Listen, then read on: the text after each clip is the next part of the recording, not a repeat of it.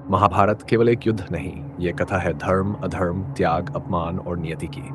और इस महाकाव्य में यदि किसी एक पात्र का जीवन सबसे अधिक पीड़ा से भरा था, तो वह था दानवीर कर्ण। आज हम आपको सुनाने जा रहे हैं महाभारत के उस योद्धा की कहानी, जिसने पूरी जिंदगी सूर्य की तरह तेज पाया, लेकिन जीवन भर अंधकार में जीता। यह कहानी है महाभारत के सबसे दुखी योद्धा कर्ण की। जन्म से पहले ही त्याग दिया गया कर्ण का जन्म किसी साधारण परिस्थिति में नहीं हुआ था। राजकुमारी कुंती को ऋषि दुर्वासा से एक वरदान मिला था कि वे किसी भी देवता का आवाहन कर संतान प्राप्त कर सकती हैं। कुंती ने जिज्ञासा सूर्यदेव का स्मरण किया और तभी एक तेजस्वी बालक का जन्म हुआ। उस बालक के शरीर पर जन्म से ही कवच और कुंडल थे, जो उसे अमर समान बना सकते थे। परंतु समाज का डर, लोकलाज और अपमान के भय से कुंती ने अपने ही पुत्र को नदी में बहा दिया। जिस बच्चे ने जन्म लेते ही मां का प्रेम चाहा, उसे जीवन का पहला उपहार मिला, त्याग। यही था कर्ण का पहला दुख।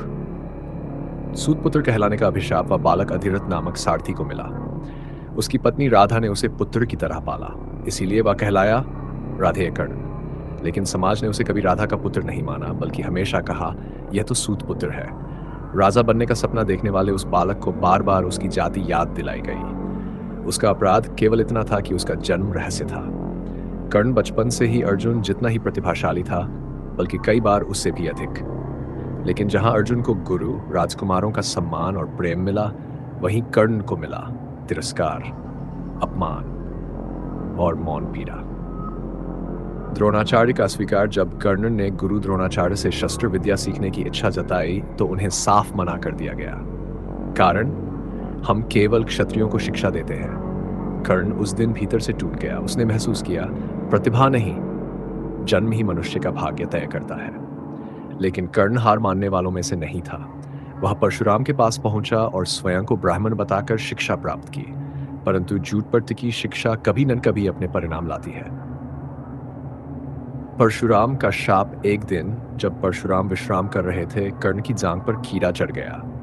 रक्त बहता रहा, पर कर्ण हिला नहीं। गुरु जागे और बोले, इतना सहनशील तो केवल क्षत्रिय हो सकता है।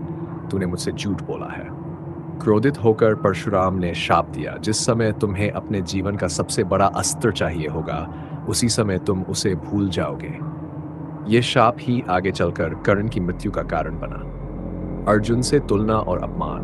द्रौपदी स्वयंवर में जब कर्ण ने धनुष उठाया, तो द्रौपदी ने कहा, मैं सूतपुत्र से विवाह नहीं करूंगी। वह वाक्य कर्ण के हृदय में तीर बनकर धंस गया। उस दिन उसके भीतर कुछ मर गया। न कोई गलती, न कोई, फिर भी अपमान। यही कर्ण का जीवन था। दुर्योधन का मित्र बनना। जिस समय पूरी सभा ने कर्ण को अपमानित किया, उसी समय दुर्योधन आगे आया। उसने कर्ण को अंग देश का राजा बना दिया। पहली बार किसी ने कर्ण को सम्मान दिया, और उसी क्षण कर्ण ने अपना जीवन दुर्योधन को समर्पित कर दिया। क्योंकि जिसे जीवन में कभी सम्मान न मिला हो, वह सम्मान के बदले सब कुछ दे देता है। यहीं से कर्ण अधर्म की ओर बढ़ा, जानते हुए भी। सत्य जानने के बाद भी मौन युद्ध से पहले कुंती कर्ण के पास आई। उसने कहा, तू मेरा पुत्र है, पांडव तेरे भाई है। जिस सत्य को जानने के लिए कर्ण ने पूरी जिंदगी तरसाई थी, वह उसे युद्ध से ठीक पहले मिला। लेकिन तब बहुत देर हो चुकी थी। कर्ण ने मां को प्रणाम किया और कहा, मां, आपने मुझे जन्म दिया, पर मुझे जीवन नहीं दिया। जिसने मुझे सम्मान दिया, मैं उसे धोखा नहीं दे सकता। उसने वचन दिया कि अर्जुन के सिवा वह किसी पांडव को नहीं मारेगा। सोचिए, कितना महान और कितना दुखी था वह योद्धा। दानवीर कर्ण का अंतिम दान। इंद्रदेव ब्राह्मण का वेश धारण कर कर्ण से उसका कवच और कुंडल मांगने आए। कर्ण सब जानता था, फिर भी उसने दान दे दिया। क्यों? क्योंकि कर्ण के लिए दान उसका धर्म था। अपने प्राणों की सुरक्षा त्याग कर उसने दान दिया, और तभी से वह दानवीर कर्ण कहलाया। युद्ध भूमि में अकेलापन। कर्ण के पास शक्ति थी, वीरता थी, पर भाग्य नहीं था। जब अर्जुन से युद्ध के समय उसका रथ भूमि में धंस गया और वह अस्त्र भूल गया, परशुराम का शाप जाग उठा। उसने अर्जुन से युद्ध रोकने की प्रार्थना की, पर युद्ध में करुणा का कोई स्थान नहीं होता।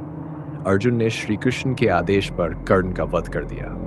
उस क्षण महाभारत का सबसे दुखी योद्धा इस संसार से विदा हो गया।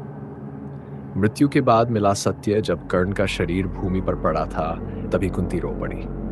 तब सबको पता चला, कर्ण पांडवों का बड़ा भाई था, जिसे जीवन भर अपमान मिला, उसे सम्मान मिला मृत्यु के बाद।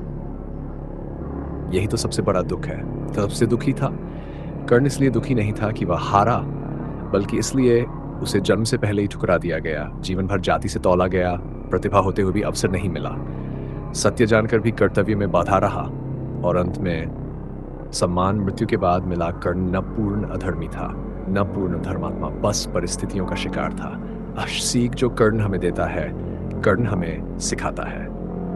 जन्म नहीं, कर्म महान बनाता है। सम्मान जीवन में मिलना चाहिए, मृत्यु के बाद नहीं। सही मार्ग देर से मिले तो भी पछतावा रहता है। और सबसे बड़ी बात, हर योद्धा युद्ध में नहीं, कुछ योद्धा जीवन में हारते हैं। यदि महाभारत में कोई ऐसा पात्र है जिसे समझने के लिए दिल चाहिए तो वह है कर्ण। वह सूर्यपुत्र था पर जीवन भर छाया में रहा। वह वीर था पर भाग्य ने साथ नहीं दिया। और शायद इसीलिए आज भी जब कर्ण का नाम लिया जाता है तो आंखें नम हो जाती हैं। यदि आपको था छू गई हो, यदि कर्ण की पीड़ा आपने महसूस की हो, तो इस कहानी को अपने दिल में जरूर स्थान दीजिए। ऐसी ही रहस्यमयी, भावनात्मक और पौराणिक कथाओं के लिए जुड़े रहिए हमारे चैनल के साथ, रहस्य कार्तिकेय, जहां इतिहास बोलता है और रहस्य जीवित हो उठते हैं। जय श्री कृष्ण, जय धर्म, जय सत्य।